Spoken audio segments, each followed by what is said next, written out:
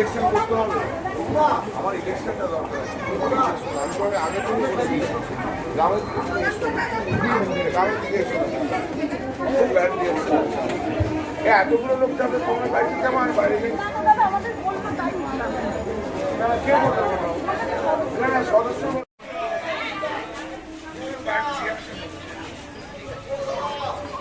Madam আসুন।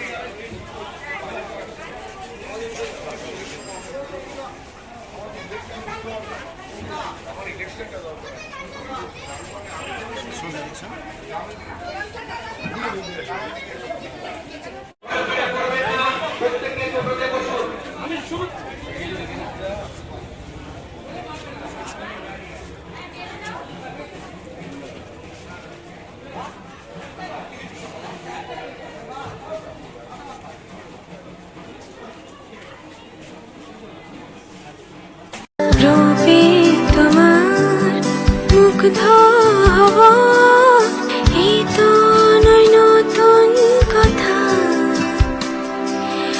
অলংকারের তুমি রূপকথা। Chowdhury gold and diamond, opposite Uttarpara police station.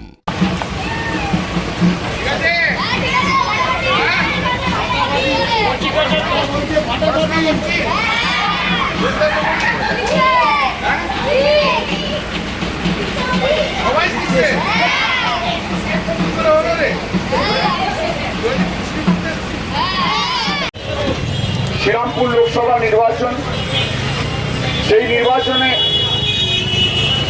আবার আমি সর্বভারতীয় তৃণমূল কংগ্রেসের মনোনীত প্রার্থী।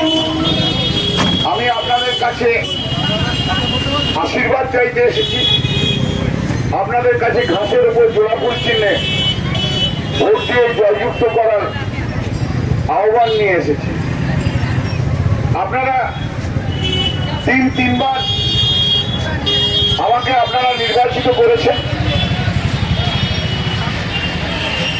আমি আপনাদের কাছে করজোড়ে আমার কৃতজ্ঞতা জ্ঞাপন করি। গত 15 বছরে শ্রীরামপুর পার্লামেন্টের মানুষের সঙ্গে অঙ্গাঙ্গিকভাবে জড়িত হয়ে রয়েছি।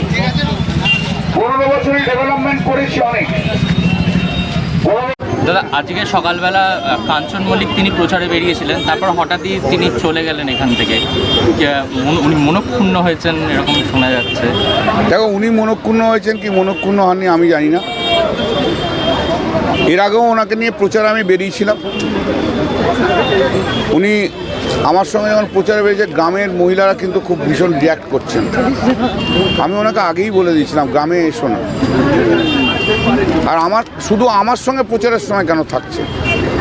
একটা এমএলএ তো অন্য দিনগুলোও তো প্রচার করবে, সে তো কিছু করছে না। আমাকে নির্বাচন করতে হচ্ছে, মানুষের মন যা আছে আমাকে তো বুঝতে হবে। আমি তো কোনো ব্যক্তি বিশেষের জন্য নই, আমি সমষ্টিগত মানুষের জন্য। আমি কোনো সমষ্টিগত মানুষকে কষ্ট দিতে পারবো না, কোনো ব্যক্তি বিশেষের তাদের আনন্দ বা সুখের জন্য।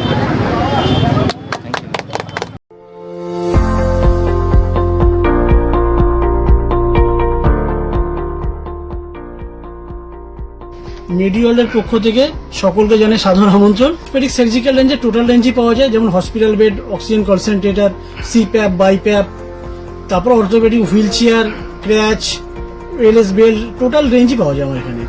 মেডিওয়ালের পক্ষ থেকে সকলকে আমাদের এখানে আসার জন্য আমন্ত্রণ জানাচ্ছি। আমাদের ঠিকানা 35 Netaji Subhash road, Uttarpara, Hooghly, near town school এবং ইউকো ব্যাংকের মেন ব্রাঞ্চের পাশের রাস্তা। এবং আমাদের আরেকটি ব্রাঞ্চ আছে, সেটা বালিবাজারে।